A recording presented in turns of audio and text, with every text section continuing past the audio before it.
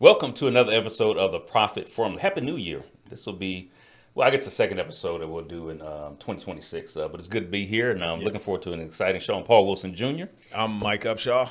Absolutely. And so we have an incredible show planned today. Actually, the tables have turned, and we'll clue you in onto what is that. But we have a pioneer of the streaming / podcast industry. That's right. So that's what I'm going to call him, a pioneer. I'm going to give him his due. We're going to read his bio, and we're going to jump in. We have Barry Sermons here, so I'm privileged and honored to have you here too. Happy New Year, Paul. Absolutely, happy New Year. And you too, Mike. Hey, and me too. There you go. We got a lot of stories, so we're going to jump in. I'm going to get to this, but we're going to jump in. It's going to be an incredible discussion around technology, streaming, podcast, business entrepreneurship, all that good stuff for today. So Barry is a filmmaker, technologist, and executive producer in Atlanta, currently earning his BA in film and media at Georgia State University. Love it, man. Lifelong learner. That's a beautiful thing, man. Yeah. When he was, where he was named Film Student of the Year. He is the founder of Internet Fabulous TV, Apps Are Hot, the Indie Film Institute, and Indie Film Squad, blending filmmaking, mobile apps, and streaming to build platforms for independent creators and community stories. He's also a producer of Healthy on the Move, a healthcare and civil rights media and technology project focused on stigma, access, and advocacy through film, events, and digital tools. With decades of experience in technology, live events, and digital media, Barry's work connects film school, real-world production, and emerging streaming models into one evolving creative ecosystem. Welcome, Barry. That was great to have you. Thank you. Glad to be here. Glad to be here, Paul. Glad to be here, Mike. And that's a mouthful. I'm glad. Here's your $5 for reading all that good stuff. We had to get it in. So I got to start off telling a story, and then we're gonna get in depth into your history. Yeah, I think that would be good. And I just love the tables of turn. So we had to go back almost 15 years ago when I met Barry at a Com F5. Thank y'all for reminding me. It was a Com F5 networking event. For those who remember. Com F5 was an early stage. It was a multi-marketing company, but it was a technology company. Technology component. Yeah, technology, because they had live streaming. Was it 15 years or is it longer than that? No, it was 2010. 2010. Okay, so 16 years. Okay, That's 16. Man, it just seems longer. 15. It does seem longer. Yeah. Okay. All right. So those who don't know, Com F5, long before Zoom. Yeah. Long before. I guess Skype was still around back then. Skype was there. Yeah. We but used Skype, Teams didn't exist. So most of the streaming technology we know today wasn't existing. Com F5 was one of the leading companies then, but it was more of a, as you said, multi-level marketing company more than it was a technology, but you could do live streaming. The tools were great. Absolutely. So Barry had a platform called Internet Fabulous TV. We're going to get you to talk about that entire thing. Absolutely. But Barry, we met at a multimedia marketing networking event. We did, yes. So that was like a Monday night. I remember. It was a Monday night. You remember the night? I remember the night. So Barry had a TV show called Small Business. What was it? Small Business Success? Yes. Small businesses. Yeah. It was a success or something like that. So you interview entrepreneurs, right? You interview entrepreneurs, authors, all these great people. Yeah. So he invited me to be a guest on the show that Thursday. So like 2 days later, I'm a guest on the show. Right. 2 days later, on that next Sunday, Barry calls me up and says, "Hey, you did pretty good on that show. Would you like to host this show?" I was just a guest. I went from being a guest. So I was like, "Barry, I'm not sure about that. But how about we co-host your next show?" Right? And then so that next Thursday, we co-hosted, had a guest on. I don't remember the guest, but we co-hosted the show. And then he calls me again after that. He was like, I think you got this. Just run with it. So he literally gave me the reins, gave me the baton for his show. Wow. But his show was one of about 10. Well, how many shows we had about 10 going at that point. He had about 10 different shows going on. That was just one of them. Yeah. Because he was the producer. He was everything. We're going to get you to tell everything. Yeah. But it's just incredible. Like I said, 15 years later, I get to interview you now. Yeah, right. Right. When we first met, you interviewed me. Yes. So a lot has happened since then. But again, I just want to give you your due and your honor. Because I a lot of appreciate people that. Thank you. Either they don't know you or don't know enough about you. Yeah. But we're going to get into it. So absolutely. I don't know if you had anything to share real quick before we hear from this. Yeah, I don't know how quick it'll be, man. So, so the interesting part of that is you guys launched the show. Changed the name to Passionate Action. Yeah. And Paul became the host, and you had a whole process of getting guests and following up and doing all these things. You was bringing Skype in on the screen and, you know, all these things like a real talk show that you would see on any network television. TV production. Right? Yeah. But producing it, you know, in your studio. So first, your vision, right, to be able to do it, I think just really speaks volumes to innovation, right? And so my introduction to you was through Paul. And me being in streaming, but on the CDN side, the delivery side of it, I was like, man, okay, I got to come in and see how y'all doing these shows. Because at that time, obviously, we had our own streaming platform. And so I'm thinking, okay, cool. How can we leverage the same type of, you know, technology and create content and do all of those things, right?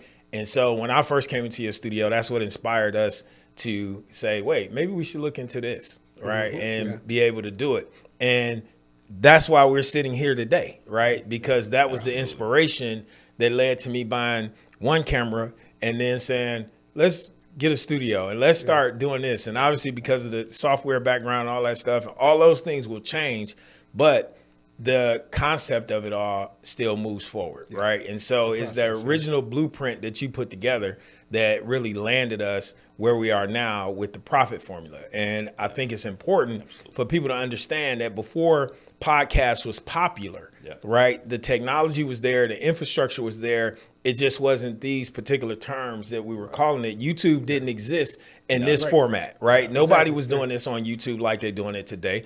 And I think when we look at the pioneers in streaming from an infrastructure standpoint, that's still a story that needs to be told because a lot of people don't know about that. But then even from a content standpoint, there's a lot of people that don't know the archives of content. That's why I'm glad that you have the archives of Passion and Action because we're going to have to clip some of that into this. And so, but no, man, just to say thank you for your vision, for being innovative, for being open, right, to even share your studio because let's face it, a lot of times we don't open up the doors and say, hey, come in and take a look at what I have, you know, and I was able to come in and look at some of the things that you have. I remember because I used the same little capture card, I forget the name of it now, a little white box. I probably got one around here somewhere. Yeah, it's a Firewire card. The Firewire card, you know, and now we're using, you know, HDMI, right? And we're using USB-C, you know, all these things.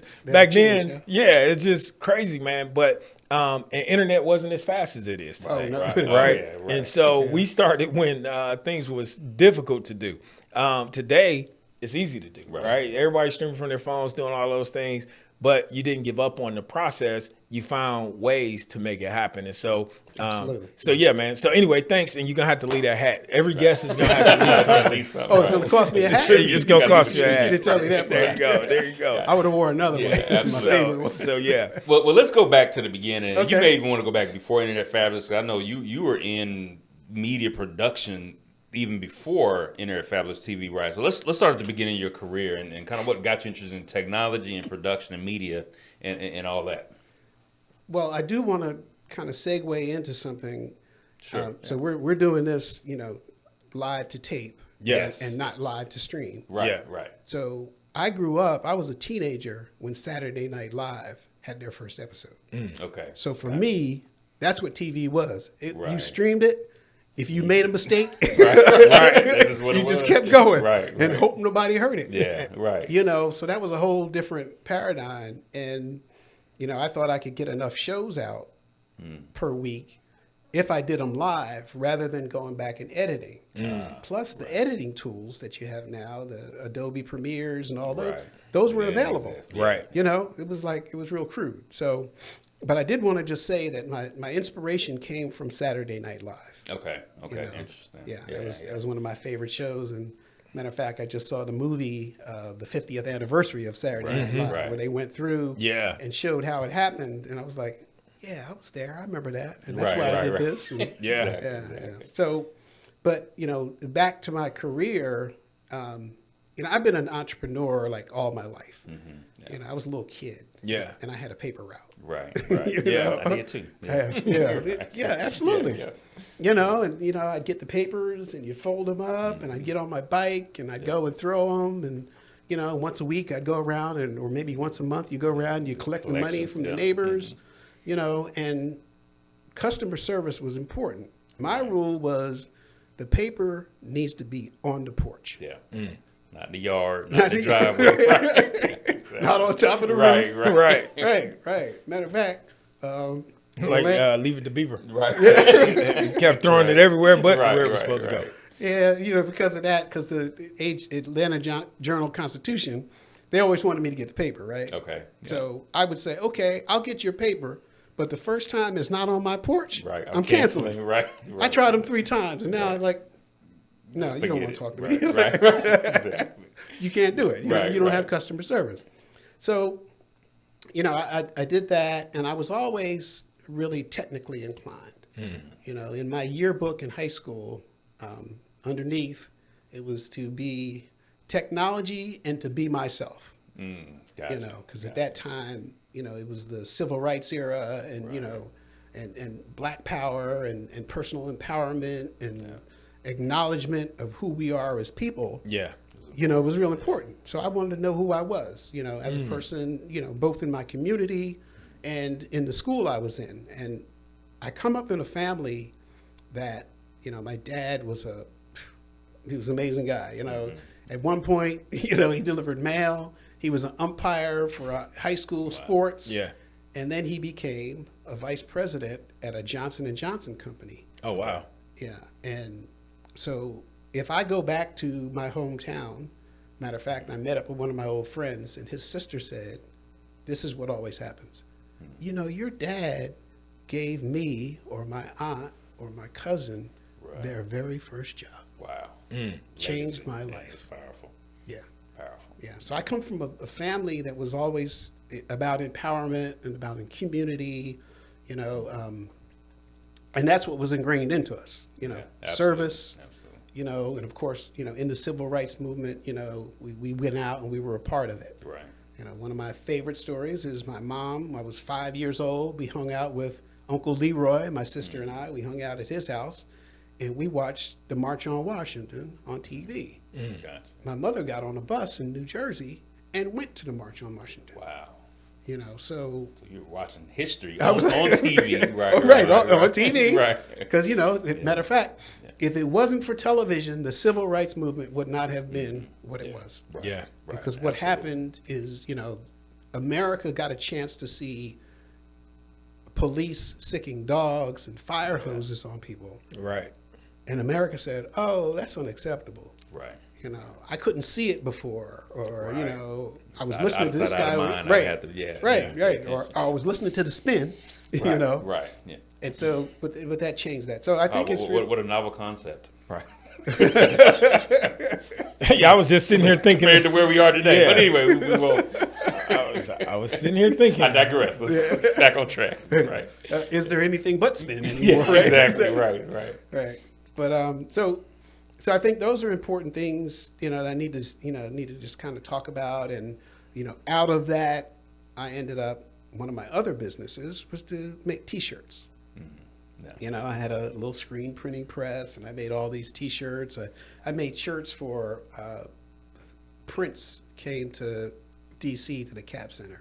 Nice. Dove's Cry. And they had this little logo where his face there and a tear coming out. So I made T-shirts of that. Gotcha. But Stevie Wonder was pioneering make Martin Luther King's birthday a holiday. Right. And every year they would go to the National Mall, and we'd have this big old march and, speeches and stuff right there on the same mall where my mom was when I was 5 years old for the March on Washington. So I kept going to that, and I made T-shirts, for that. And I just remember I was there that day that they said that it was going to be a holiday. And I just remember how important that was for us as people. No, us as humans. Right. First, Yeah. I think that's what we knew we were people. Right. We knew we were people. Right. And America figured that out for a while. Yeah. But that was just really amazing. And then he did a concert at the Cap Center. And the one thing I remember about that concert more than anything is he launched the song Happy Birthday. Mm-hmm. Happy Birthday. Right. Well, at the end of the concert, as you left the arena for about 20 minutes, you heard the audience, happy birthday, through the parking lot. Wow. It's just like, so yeah, gives me chills, to be a part of it. So who I am was crafted by my mother, my father, the people in the community. My dad was an exec, but he had friends that were, one of his friends, built houses. So that's how I was not afraid to turn my basement into a garage studio. into a studio. Exactly. Literally. I ran the electricity and all that stuff. Right, absolutely. And then one of my uncles, Uncle Eddie, he built his house. So between the two of them, they used to tell me, there's nothing you can't do. Yeah, absolutely. Just take your time, measure twice, cut once. Right. Right. I would always forget that part. Right. It'd be like, sometimes entrepreneurs are just like, this doesn't fit. Figure it out first. Right. So, I had that job, and then I went on to do, so my dad, he passed away when I was 15. Okay. And that was a really challenging time for me. All of his friends came to the funeral, and they were like, all right, you're the man of the house now. I'm like, okay, so what does that mean?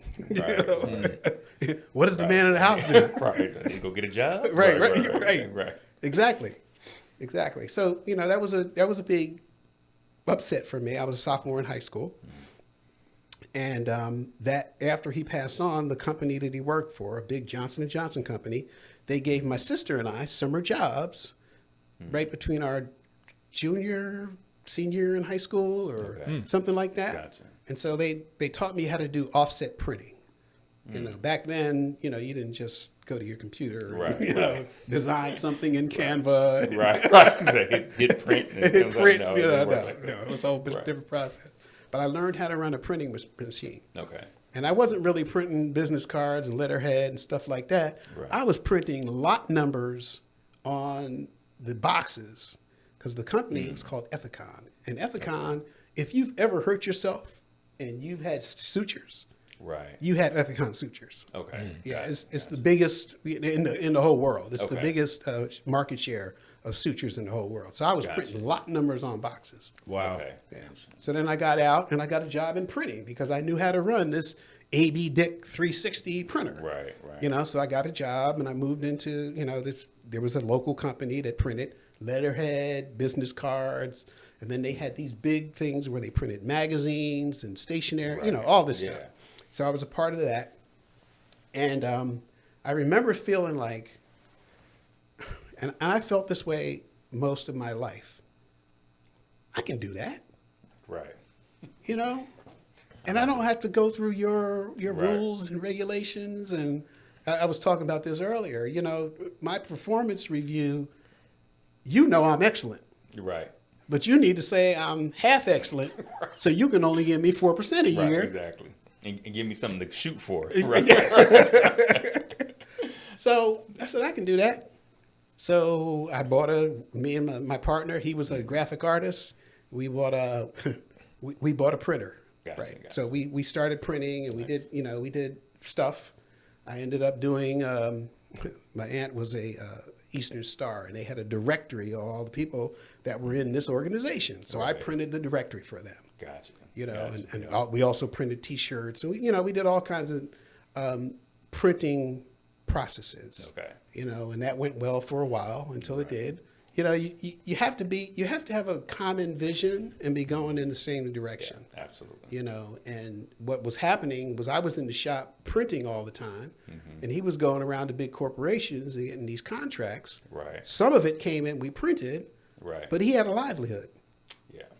Right. And the business wasn't making enough money for me to have a livelihood. Yeah. Right. So I had to clean, bathrooms, just to make my ends meet. Right. And then come home at night and run the business. Right. But then I want to talk about solopreneurship versus entrepreneurship. Yeah. In that case, I was a solopreneur and I just happened to have a guy that was feeding me work. Right. And taking half the money. Yeah. Right. That was his commission, I guess. That was, I don't even know you call it that. Right? But really, I'm not even sure how much he was getting paid from the corporate entity. Gotcha, I was just getting paid half of the printing portion. Gotcha. Right. So I've always been a solopreneur in that I worked in corporate America. I worked for a big soft drink company. You can imagine what the name of that company is. Right. Based in Atlanta? In Atlanta. Red logo? Based in Atlanta. Right. And,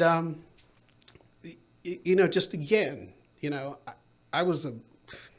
am a brilliant person. Yeah. My biggest skills are two: critical thinking and resilience. Gotcha. That's what makes me up. Right. I can look at a problem and come up with a couple of solutions, like we did at Internet Fabulous TV. Yeah. And we try something and we're like, no, that didn't really work. Maybe we'll try this setting. Right. Or maybe we'll try that setting. Or Paul, he says, well, I want guests in. I said, okay, invite your guests. Right. No, my guest is in New York. Right. I was like, okay, well, I'll put a TV on the wall and we'll Skype them in. Yeah. And so I had that ability. So which really was frustrating for me in corporate America. My dad was made for that. Right. In fact, they sent me to a private school, and since 5th grade, I was wearing a suit and tie, a jacket and tie to school every day. Gotcha. Private school. Right. And so I guess I got to talk about that. So I was in school. There were 300 students in the school. And out of the 300, there were 13 black kids. Okay. And we were there because that was at the point where what they call now diversity, equity, inclusion. Right. They put scholarships together so that they could integrate the school to a point. Gotcha. We came in and we were great athletes. Right. Right. we shoot the ball, we run the ball, we made the teams, we won championships and all that kind of stuff. It looked good. Yeah. Right. But they had parents that taught them Latin when they were kids. Right. And gave them cars when they graduated. And sent them to the best schools without scholarships. Without loans. Right. And then when they got to be in business, they said, here's $100,000. Start your business. Yeah. If you don't like that one, here's another $100,000. keep going, do it. Start another figure business. It out. Right. Yeah. And so why this is important right now is my sister, the school was just a boys' school, and then they integrated at some point. And my sister went to the school, and she was just honored inducted into the Sports Hall of Fame, because she played 3 sports. Congratulations. Yeah, basketball, field hockey, and lacrosse. Okay. And at her speech, she talked about how significant it was that our dad died when she was 13 and I was 15. And how important, that was in our lives. But I went back for this ceremony. And so I'm at the ceremony, and 5 of the black guys that I knew who were friends for life, they were there. We all got together. I said, yeah, I'm going to be in New Jersey, come on, let's get together. And so they all showed up, and we had great laughs and reminiscing. And then there were about 5 or 6 white guys that I knew when I was growing up. And, they were running businesses, and, they were doing all these things with a head start that we were doing, from ground zero on a level playing field, So, anyway, I just needed to talk about how that experience went, because while we were there, we remembered guy Tyree. He's in D.C. now, but he's a lawyer.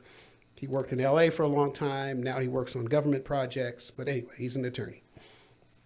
And he reminded me of the time when they would just run around calling us the N-word because they could. Because they could, right. There are no repercussions there. Right, none at all. Right. Matter of fact, he took it to the headmaster of the school.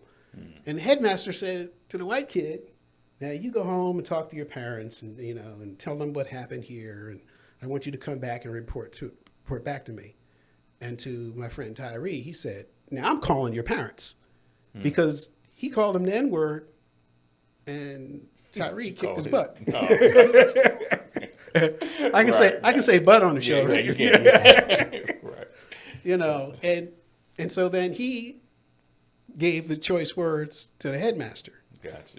You know, and they were going to kick him out of school for that. Right. You know, it was at a point where, you know, you just couldn't stand up for yourself. Right. You know? Absolutely. We couldn't stand up for it. Was. And my best friend, you know, I told you, civil rights, right? The big fist was the thing. And I made this fist out of clay. And I was so proud of that. And I took it to school and I was showing it around. And everybody was like, oh, man, that's really nice. And my best friend, Italian guy, he said, yeah, man, let me see it. I said, here. He said, oops. And it cracked on the floor. They wanted to kick me out for that point, too. Right. Wow. Oh, yeah. Right. I let him have it. Yeah, right. I let him have it. So and that's, you know, like I said, that was just the norm, right? Yeah, that was the norm. That was the norm. So even as you kind of talk about, you know, you mentioned resilience, right? Yes. And thinking about those experiences and as you have to overcome them kind of step by step Right. Into your entrepreneurial journey. Eventually where I guess at some point you stop working for corporations, like as you said, I figured this out. I can do these things. I can kind of build my own platform. And so what was the inspiration? Let's kind of jump into your media career for Internet Fabulous TV, and let's describe what Internet Fabulous TV was. Okay. And your inspiration to get into that. I have my way of describing. I'll let you describe it. Okay. All right. You know, from that standpoint. All right. So it started. I was at Coke, right? Yeah. Right. And I was being discriminated against. I hit the glass ceiling, and I was like, no, I want to be a manager. They said no. Right. And in the meantime, because I had moved to Atlanta, I was running a DJ business. I did event production. I worked for most of the R&B and hip hop artists that were around. I did birthday parties for them and set up, equipment. Right. So I had that skill. Yeah. And when I challenged the racial structure at Coke, they said, well, you can go home, right? Wow. And I had been running my business, and I made $60,000 in my business a year prior to that, doing events. And I said, okay, well, I'm going to leave. And I'm going to give this business thing 1 year and see how it works. And then I'll go back and get a job. Right. And that first year, I made $80,000 in Like, my business. wait a minute. I might be on to something here. Right. So I kept going. That was, Right. 30 years ago. Yeah. But anyway, because of that skill and the equipment I had, to do events, Right. And video was starting to be popular. So I had screens, and we were just starting to play around with that. Right. And I ran into this multi-level marketing company. Right. I'm a technology person. Yeah. The guy who showed it to me, he showed me the technology. And I said, oh, I like that. One second. technology. I want to pause real quick because you said something. I don't want to gloss over it because I think it's very important. Yeah. Because you left corporate America, right? You already was running a business, but that business required you to have equipment. Absolutely. And so there's an investment up front that you had to say, okay, cool. I got to get X amount of, speakers. I got to get, equipment, whether renting or whatever it is. Walk through that process of the mindset of buying and purchasing what it is that you needed. I call it investing, right? Yeah. Investing in the tools that you needed to get the business going. Okay. So when I went to my mom and said, Mom, I need Right. Right. no, she said, what do you think? I'm made out of money? Right. That was her line. But while I was at this company, because they transferred me, I lived in DC or Maryland at the time.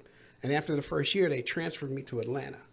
And I had no social connections, and I had, just didn't really know anybody except for people at work.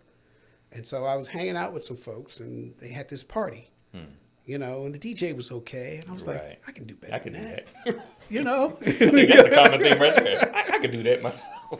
And then they wanted to have another party, but he was a radio DJ, and he wasn't available. Right. So I took my stereo out of my house and took it, and we had a party. Nice. Wow. And that, so just with a turntable, and you were just switching records. I think. What was a CD? I had a mixer. No, it was records. No, it was records. It was records. Okay, got it. Yeah, But you had a mixer. big old crates that you had to carry. Yeah, records, okay, yeah. So I did a party, and then I started buying music, and because commercial equipment in your house, it just doesn't last. Right. Taking it in and out, and Right. and every day you don't have the box for it or a case for it. Right. Stuff started breaking. So I went to the music store and I started buying equipment. And my rule was, if I was going to use it more than 3 times, it was worth buying it as opposed to renting it. Yeah. Gotcha.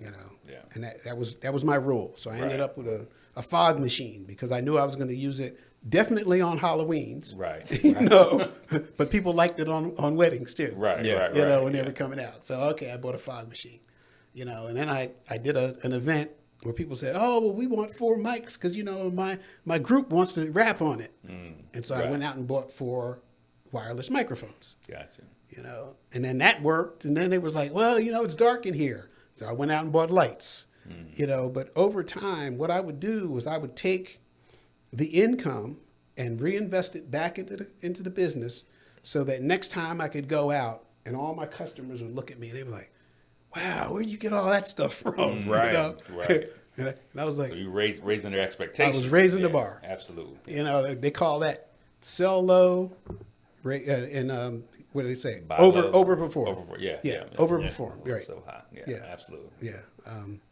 So that was my rule. I would always want to impress people Yeah. into what I could do and how I could set it up. Yeah. So then we got into this, you know, I had stuff, you know, I had several computers because I was a computer analyst at Coke, by the way. Gotcha. Oh, yeah. You know, so that helped, Right. you know, and I was into music. I was a DJ. So that helped. So I understood sound. Yeah.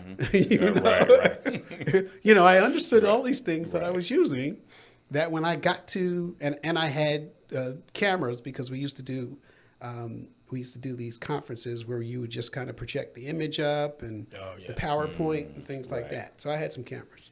So I went out and I put things together with this network marketing business. And the business was that, you know, network marketing, you usually sell lotions, potions, pills, and all that kind of stuff. But this one had a technology component to it. And that's the only reason I didn't run out of that meeting. Right. I'm waiting for the I'm lotion. glad you did. Right. We just needed. You still waiting for lotion. Right. I'm waiting on the lotion and the pills. Well, I'm glad you didn't leave any sooner because we met at one of those meetings. So, We met at so, that so meeting. it was meant for us to meet. But yeah. Yeah. So they had this product. It was called Live F5. It ended up being called that. It was something else before that. Yeah. But mainly they used it so that when they did their presentations, you could invite people to be online and watch like we do with Zoom now. Yeah. Right. You know, and they could watch and they could increase the business of the company. That was the whole purpose. But I was like, well, no, I like this email marketing thing and I like this live thing. And they was like, but you know, if you sell, you know, so many units and you get so many people on your team that you can retire and move to Africa like you want to. You know, and they kept telling me this. However, when the business was doing well, they stayed in the network marketing, but they did not increase the technology. Right. You know, and when they realized they couldn't scale the way they wanted to in network marketing, they let go of the technology projects. And it became Hello World or something, right? Well, it started as Hello World. That was the email marketing portion. Gotcha. Right. Yeah. Yeah, it was Hello World was the name of the name of the business. Gotcha. You know, and it went through several iterations. Another challenge with it was built on Flash. Yeah. You know, and at some point Flash started to go away. Flashed. Right. Yeah. Because the Flash operating system, which is where you used to be able to do GIFs and communicate back and forth, you know, Flash was open source. Yeah. So bad actors, you know, were stealing your information and crashing your computers and stuff like that. So anyway, but because they were not a technology company, instead of rewriting it in the new technology, they just decided, oh, well, we'll just let the wheels fall off. Shut it down. Yeah. So anyway, we got this product. It's for meetings. I decide, you know what? I like Saturday Night Live. I can do some live shows. You know, and I had just built this garage. I built this garage specifically so that my DJ equipment didn't have to go across the street to public storage for $400 a month. Right. I said, well, I could build a garage in my backyard Right. and store my stuff at home Right. and not have to worry about just pull it up in the driveway, you know, and leave it in there until next time. And I said, well, since I'm building a garage, why don't I build a second story on it so it'll be like a family room. Okay. You know? Right. And then it was like, well, why don't we max it out? And we built another level on top of that. It was going to be a master bedroom. Oh, wow. And I knew all this because my dad's friend Ollie and my uncle Ed, they had built things. Right. You just pull that knowledge in. I pulled that knowledge in. Yeah. I did the designs. You know, I fought with every architect that said, "No, you're supposed to do that." I said, "No, this is what I want." Right. You know, so we built it. We hired some people and we built it. And then in that area, so another inspiration was Barry Gordy. Barry Gordy had a garage, right? Yeah. And in his garage, he put equipment, and then he brought in musicians, and they played on those instruments, and he recorded them. And now you have Motown. Right. So I was the Barry Gordy of internet TV. I turned my garage. I bought in equipment. Right. And I bought in people to be on the show. Yeah, absolutely.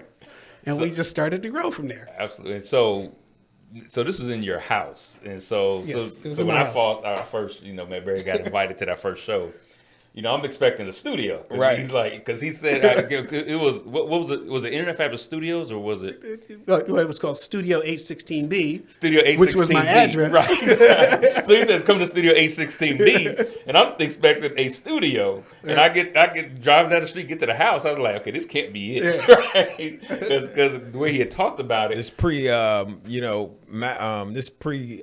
Google Maps and Wave and all of that stuff. Right. Or I would have just thought it was the wrong address anyway. Right, exactly. But even that creativity to call it Studio 816B, right? Even though, and B was because that was the back part of the house, right? Exactly. Right? Not part A.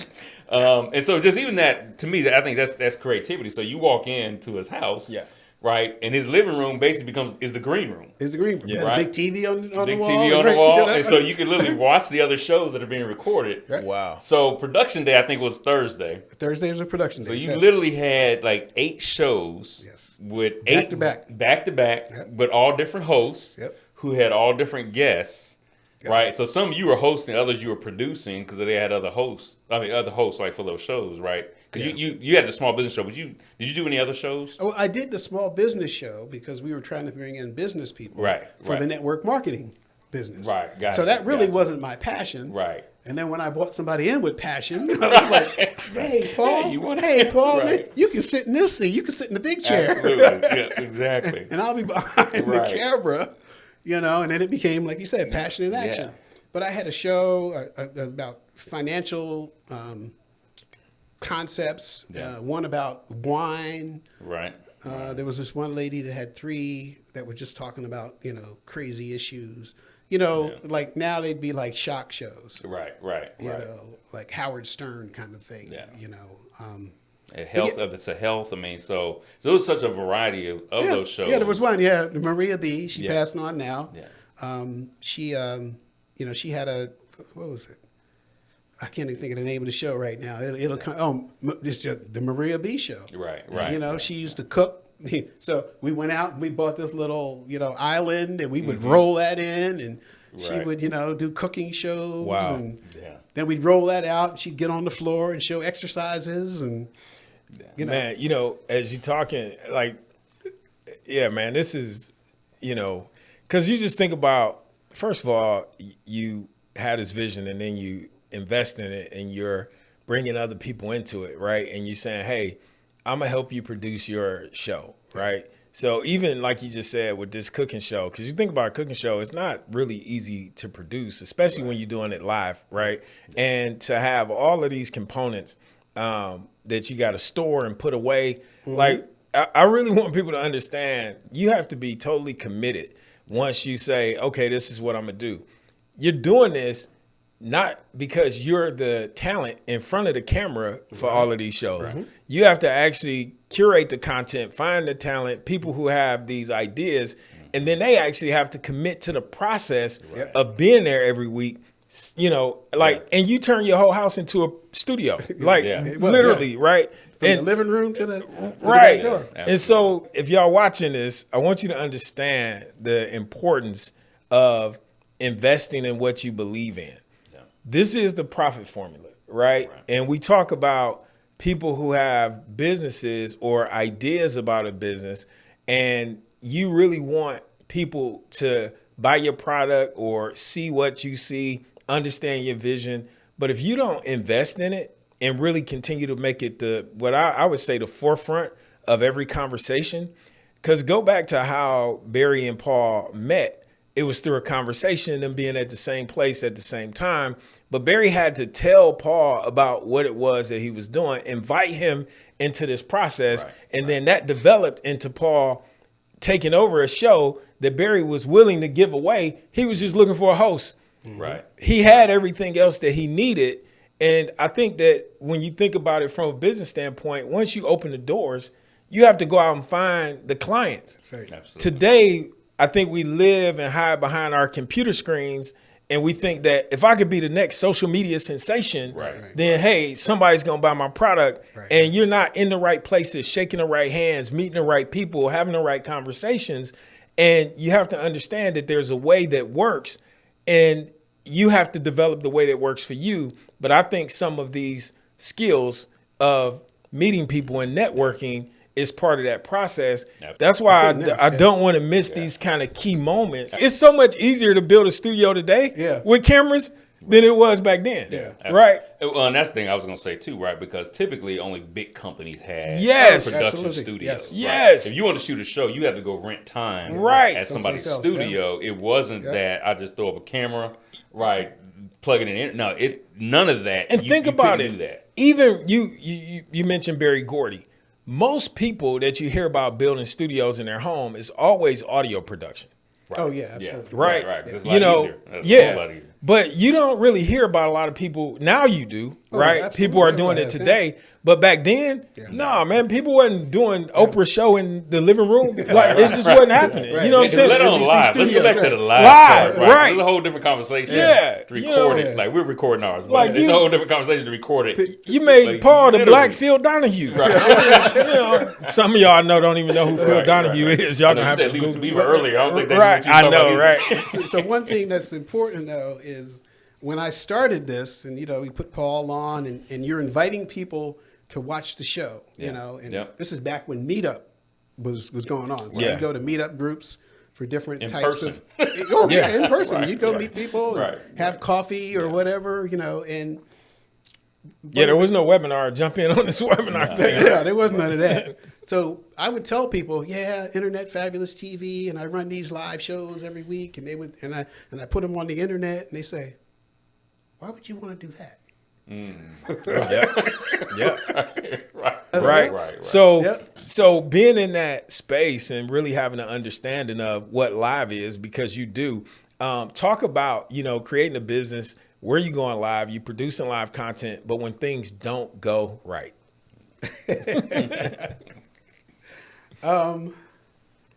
First, I want to shout out to you, because while you were doing, I think it was called Streaming Faith at one point. Streaming Faith was where I got my start. Right. And then Livestream is actually my previous business. So you came to my studio, right? Yeah. And you saw what I was doing. Yeah. But I saw what you were doing with, with working with churches, in multiple locations. And I saw that vision. Yeah. And the reason I kind of made Internet Fabulous TV, because in the community, there was either church video or secular video. Yeah. And, if you were talking to a pastor, he didn't want to hear anything about you had a secular channel. Right. I don't know what those folks are saying. I don't know what they're saying over there. Right. So, but I launched a couple of churches after that point. But what was the question? When things don't go wrong. Right. Yes, like that. Like that. So you forget. Right. Yeah. So when things don't go the way that, you live, right? Yep. You got guests here. You got a show you producing. People online trying to watch this. But remember, back then it was no notification bell. Right. We live, right? Like this, literally right before the show. I was sending email, texting, Twitter, right? Yeah, exactly. So talk about that. Okay, we're supposed to be live, but Paul's talking, but internet not connecting, right? Talk about those things, because as a business owner, I think it's important for people to understand that things do go wrong, and you have to troubleshoot them in real time. And you have to be able to work through those processes. So I sent Paul a video today. He probably hadn't had a chance to see it, but I'm like, this is the stuff we need to talk about, because it's a guy talking about being a photographer, but yet he's complaining about the type of business and, you know, and all these things. And I thought, you never had a process in place. And so, but talk about that, because you have to have processes in place that you can recover when things don't go right. So like we would test at the beginning of the day, you know, the beginning of the shows, and we would run a test program. Yeah. And we'd go into the living room and say, hey, does it work? Does it work? Can you hear us? Right. And everything going? You know, so in any kind of technology, being able to adjust is important. Yeah. But before they fly a plane, right, they got a checklist. Yeah. You know, before they go wheels up, they check all these different things to make sure that they're still working. So that was the important part of it. And by knowing all the pieces, how the pieces fit together, and what could go wrong, I typically had a backup plan on what we were going to do. Right. Like, you know, one day we were streaming, and the internet went down. You know, it's an internet show. Right. So it's like, oops. Right. You know, and it would be, all right, folks, we'll be back, you know, send out an email, or we'll be back next week. Or I had, you know, we are experiencing technical difficulties. Please stand by. Yeah. I had a video of that. Yeah. So if something was happening in the studio, a camera fell over, or a mic wasn't working, we would put up the, you know, and then also because the platform was all about trying to build an audience and try to get sponsors. Yeah. We had these pre-rolled commercials, you know, and so we would say, you know, hey, that's not working. Right. Yeah. I'd say, Paul, cut the commercial. Yeah. Exactly. And Paul would say, and we'll be right back. Right. Just hold on. Right. And I put in a commercial. And that brings me to my next question, because you were doing this. How many how big was your production team? At one point, there were 4 of us in there. Yep. There was one, because we had cameras back. You know, today, now you can get pan, tilt, zoom cameras. Right. Where you can, from a joystick, make it work. Yeah. It wasn't like that. There were, you know, tripod cameras, had to have a man. So we were running 3-camera production. Yeah. So we had to have 3 people on camera. Yep.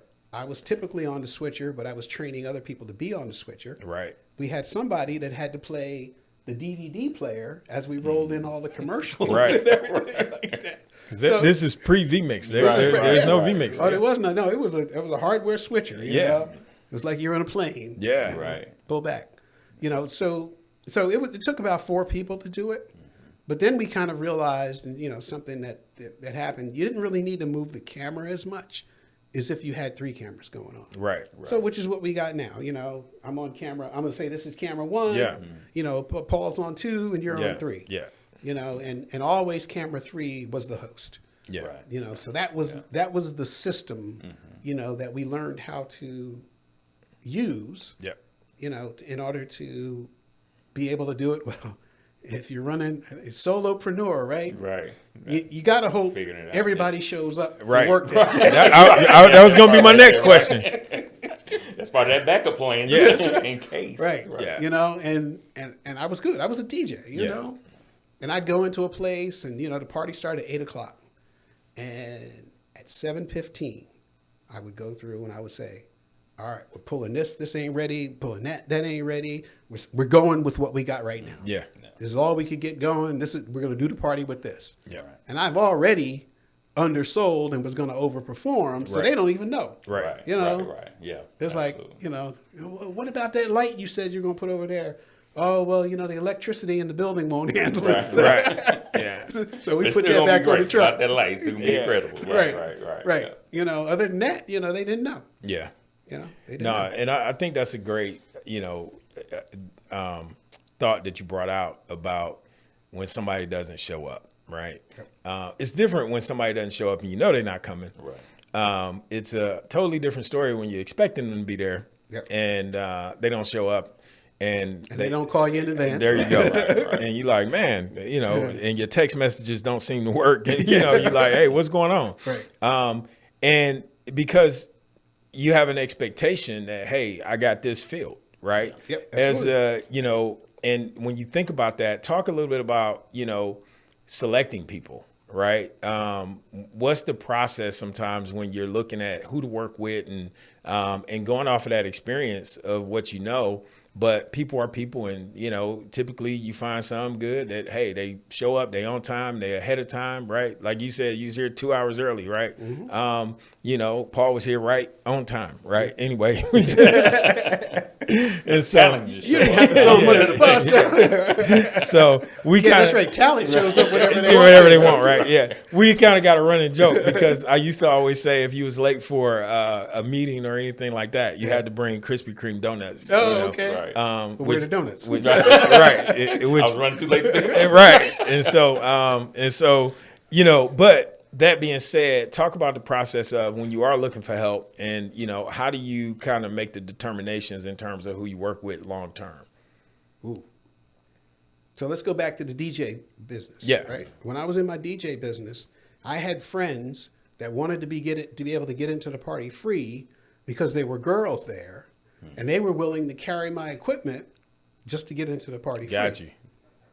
And several times I had people go to the party, and these are real big entertainment level events, right? Open bars and stuff. And I've had people like New Year's Eve. This guy was supposed to switch over to the ball drop or the peach drop, and he's up there drunk. Oh, wow. In the top of the Fox Theater. Right. he gonna beat a drop, right? That's right. And I'm like. And Ryan Cameron on the radio, he said, Barry, where's the video? And I was like, my guy up there, and I'm on the radio, and he's not answering, and I go up there, and he's having his own party. Two sheets to the wind, as they say. Right. And then I had other people that I worked with, and, on Tuesday at 12 o'clock, when it was payday, I would see him every week. Yeah. But, there was excuses and things like that. But what I learned is you have to have people that are really invested in what you're doing. Yeah. That either that they want to be DJs, right? Or they want to be camera, they want to be photographers, or they want to be videographers, or they want to learn things.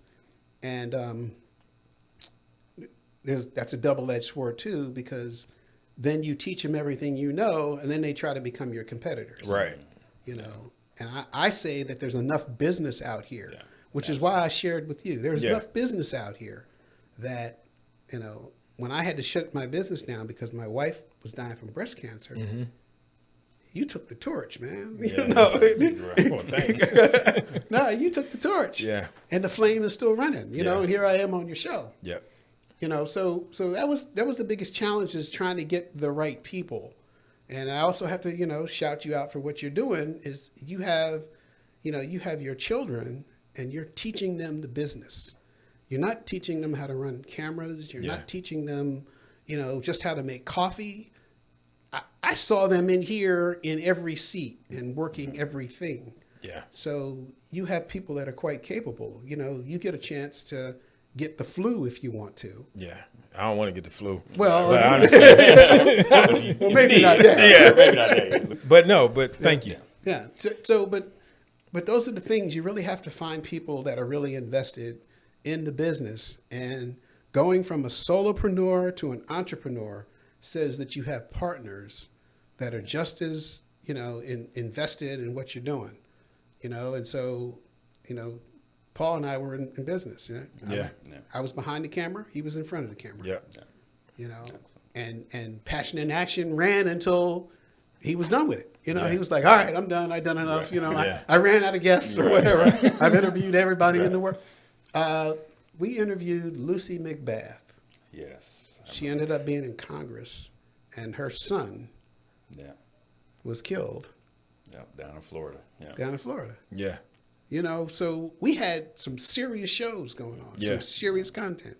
And then we had some comedy stuff. Yeah. But it was just really a wonderful time. And like I was saying, my wife got sick, so I was unable to keep bringing people in our front door, right, through our living room, changing in our bathroom. Yeah. Right. You know, Right. Yeah. and she's in there, Eating snacks in the kitchen. right. Oh yeah, we used to do we did these big productions where we had like 40 people in the house. Oh, and wow. We were switching Yeah. out guests Seriously. and different topics. She was always a part of that because we loved to entertain. Yeah. But she got so sick that I could no longer do that, so Yeah. I had to shut the business down. Reluctantly then, but if I look back at it, October 2025 was 10 years from when she passed away. Yeah. I would do it all again the same way. Because like I said, I come from a family of service. Yeah. And what I want to leave on the planet, which is what my dad left and all the people that I knew around me, is the lesson that when I run into that thing, I remember like, oh, so what did my dad say about that? Yeah. It's not about, what I can do and how good I am. It's how I make people feel when I'm around them. Yeah. Absolutely. What do I leave? If I could give a shout out to Ronnie, because she was incredible. Yeah. Right. Yeah. Because she owned it as much as you owned the production. She owned the welcoming. So when you came in, it wasn't like she was a reluctant, party to this. Yeah. She welcomed it like she was part of the team. She literally was part of the team. And you felt like you were at home. Right. Not coming even to a studio, right? You felt like you're at home. So I just want to say that. Yeah. She was wonderful. But talk about, that was actually going to be the question I was going to ask. Talk about her contribution to the show, even while she's going through this, situation with cancer, because I know you and I have talked about different things that you've shared, but just how much of a support that she was to the vision that you had. Because I think one of the things about marriage is when a vision is shared, it really blossoms, right? And a lot of times I think, especially as men, we tend to think, well, I got this idea, I got this business, I'm gonna just go out there and run it and do this, and maybe my wife gonna come along. That's right. Right. But if she don't, I'm gonna build this thing, right? You stay home and cook. Right. But talk about that, because there's a lot of transition that happened where she had to have a lot of faith and trust in you as you are making these different transitions into these businesses, and then for her to be a part of it. Talk a little bit about that. Well, when we first met and, we were hanging out, she saw me, I was a computer analyst. And there's this one time where I did something, I created something. No, I created a light box. This box that I would send the signal from my computer into, and different lights would blink. Red was bass and, blue was treble or whatever. Right. And this light box would go. And she's jumping up and down on the bed. You are so nuclear. But the thing was, we were invested in each other as friends. Yeah. She was in my life for 30 years. Wow. And this has nothing to do with technology or business, but I was an alcoholic at the time, right? Mm-hmm. So she dealt with what I was going through, and then I got sober when I was like 30 years old.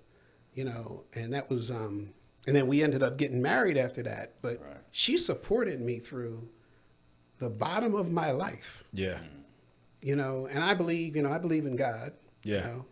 Sometimes I call him the Most High or whatever. Yeah. But I believe that he put us together so that she could be there so I could get sober. Yeah. So I could be there and put my head on her chest. Yeah. And hear her last breath. Yeah. So we were down like that. What do they say? 10 toes down, or 4 flat tires, or whatever it was. Check. Yeah. But we love to entertain. Yeah. That was another reason that we built the addition on the house, is because we love to entertain. We love to have people come over, and and she would cook her things, and I would cook my things, and I was on the grill, and I made cheesecakes. That was my She did everything else. Oh, you're going to have to make a cheesecake, man. My birthday is January 21st coming up. Okay, all right. There you go. You're on the list. There you go. But the important thing is we were invested in the business, which was our lives. We didn't have children. She did get pregnant early on, but we lost a baby. And then she didn't want to try anymore. So I had to honor that. And we didn't really need to try because we had like 16 nieces and nephews. Right. And they are real cool. Yeah. Because you can always say, don't you have some parents around here? To send you back home. You were getting on my nerves about I love you, but right. So but but that's who we were. We traveled around. We were Aunt Ronnie and Uncle Barry, and and so we were a team on pretty much everything. And she had her own shows. She was into art. Oh wow. She had a show called The Art of Note. And she would go around and she'd buy art from these these favorite people, and she'd come in. She had a show for that. So I was like, wow. It's like, all right, we got to do a show for you. Yeah. And what's it going to be? Right. She said it was going to be the art show. So we were invested as friends. Like you're working with a corporation. Sometimes you don't want to. Well, for me, I don't want to go out with everybody. Right. We're on a business trip. I don't want to go to the restaurant. Right. And sit around and watch you guys drink till 11 o'clock. Right. Yeah. Right. It's true. But in our partnership, and I've broke bread with all you people. Yeah. I've seen you people and your children in all these different. We have a business relationship. Yep. And we have a friendship. Yeah. And so I know if something's going wrong and I'm on a job and there's something I don't really know well or haven't done in a while, I can pick up the phone. Yeah. And you will answer the phone. Yeah. Because I'm not going to call you and say it doesn't work. Right. And you're going to say, oh, we'll plug it in. Right. Right. You're going to know that I've tried that and I've tried this and I've tried that. Yeah. So there's a relationship, and Bill's, Paul's I've learned so much about you from your passion in action and your business coaching, because there's things, I say, well, I can do this. I can do the technology part, but, the administrative part, I don't really like that. Yeah. All those other parts that come to a business. Yeah. I was like, well, what would Paul do in this case? Yeah. And then I'm on the show and I was like, well, what would Mike do? Or what can I borrow from Mike that I don't have? Yeah. And back and forth. So yeah, absolutely. Well, this has been incredible. It is. Really keep going. We'll just have to have you back. I can do that. Yeah, I kind of keep this flow going. And I might even answer some of the questions this time. Well, I'm gonna have you answer one last question. All right. Just like I said, you live an incredible life. A lot of incredible experiences. Any final nuggets that you would share? Again, it could be about life, business, family, marriage, whatever you want. To just kind of leave with our audience, in terms of how to live a profitable, we'll just say a profitable life. Yes. But that covers whatever area you want to cover. Okay. So I said, my word for myself is resilient. So my dad died and I went through these things. And then my wife died and I had to shut my business down. And I didn't know what to do. And right now I'm in school. Right. I'm in film school. I'm in school with 98% of the people, other than the staff, are 1/3 my age. Wow. Right. These 25, 26-year-olds, I'm hanging out with them. And it's a new era in my life. Wait, because you don't look as old as you are. But, so how old are you? I'm 66 years old. Yeah, see, man, that's... I'll be 67 in March. Yeah. Right. So I'm, they're 25-year-olds, yeah. and I'm 67. Right.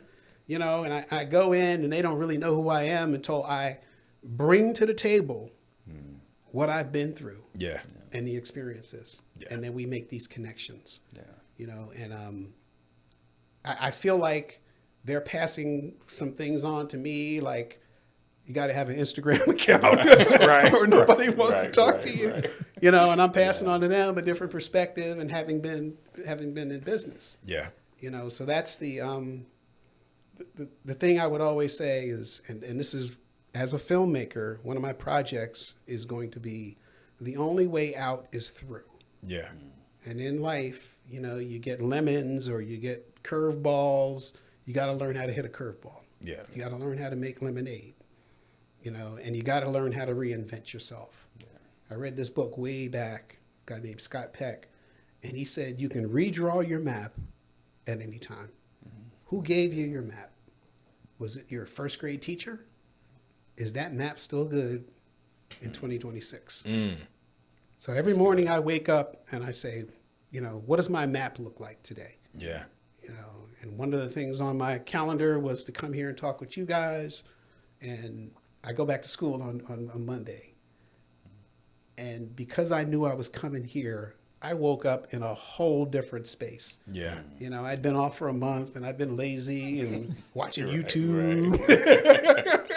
And I'm like, you really should be getting to go back to school. Right. And then this was on the table. So if there was anything I would shout out to anybody, it is never the end of the world. Wow. That's good. There's always a way through, and be willing to go through the challenges and the ups and downs and, and don't throw your friends under the bus on the way. Yeah. Because you might need them to drive after 15 hours when you get tired. It's true. So that would be the one thing I would just say. Absolutely. Wow, that's powerful. That is. That I don't think it could have been wrapped up in any better. And again, and I say with this all sincerity, it has been an honor. Not just to know you, not just the interview on the show, but really just to know you and even learn more today, right? As much time we spent together, even learn a few more nuggets today. And I'm just even more honored, right, after this conversation. And looking forward to do even more. One of the things I was most excited about in your bio, because I didn't know you were back in film school. So I'm excited to see where that leads going forward. All right, one more thing. Yeah. You talked about film school. Right. So there are a lot of people like Steve Jobs, he and his partner Wozniak, they were in school together. Right. Yeah. Right. Bill Gates was in school with some of his original partners. Zuckerberg, Facebook, they were in school together. Right. My goal now is to go to school, and I call it the Indie Film Squad. And I'm going to get some young people who can carry heavy stuff, which I can't anymore. That's biblical. Right. And have vision. And as the Indie Film Squad, one day we'll work on my project, and one day we'll work on your project, and we'll transfer around. And so I'll leave school with some people that I can do business with. Yeah. That's good stuff. Good stuff. Absolutely. You mentioned school. I had to, had to throw that in there. Yeah. Absolutely. Awesome. Yeah. No, absolutely, man. Last word, man. Man, look, I'll say this. Thank you. And to Paul's point, not just for being on the show, but for being who you are. I so appreciate the fact that I got an opportunity to meet you through Paul. And I say that because sometimes you meet people through other people, but it doesn't mean that you make a connection. Right. And so we don't need somebody in the middle because we have a direct friendship and relationship that has grown outside of, our mutual relationship. And that says a whole lot. And if y'all looking for a DJ, if you can get there, he DJ'd, my 50th birthday party, and man, definitely appreciate it. Did a wonderful job. But no, man, it's just been a pleasure knowing you, watching you. You got me into this part of the game. While I always had an interest in photography and different things like that, I can honestly say I don't know that I would have ever purchased a video camera had I not ever came to your studio. Wow. And so oftentimes you hear people talk about, because I got into photography from videography, right? From doing live stuff, right? So we transitioned from what you were doing with Passion to Action and Paul to launching it as Disruptive Dialogue later on, right? And creating, a whole, then we got into green screen production and doing all this other stuff, right? And so for me, it was, let me test these theories, and I just need somebody in front of the camera to do it. And Paul was the guy. Paul was there. And so, but he's good like that. Exactly. So we both been able to use Paul to launch a career. But no, man, it's just been a blessing, really, to know you, to watch you, to see you. And I think the appropriate word is resilience, because every time I hear your story and learn more about you, it's been a blessing. And then also we've had opportunity to send business each other's way. Going back to an earlier point that you made, it doesn't have to be competition, but it can be collaboration. And I'm thankful for the opportunity to collaborate with you. So, it's been a pleasure. So as it says up there, it's not over when you lose, it's over when you quit. And so thank you for not quitting. All right. Thank you. Absolutely. Thank you for having me. So, yeah. All right. So I can cry now? Yeah, man. Yeah. Absolutely. All right. So make sure y'all subscribe, like, share, and make sure you send this out to somebody, especially if they need a reminder about what it means to be resilient, this is the show y'all need to be listening to. All right, we'll catch y'all next time on The Profit Formula.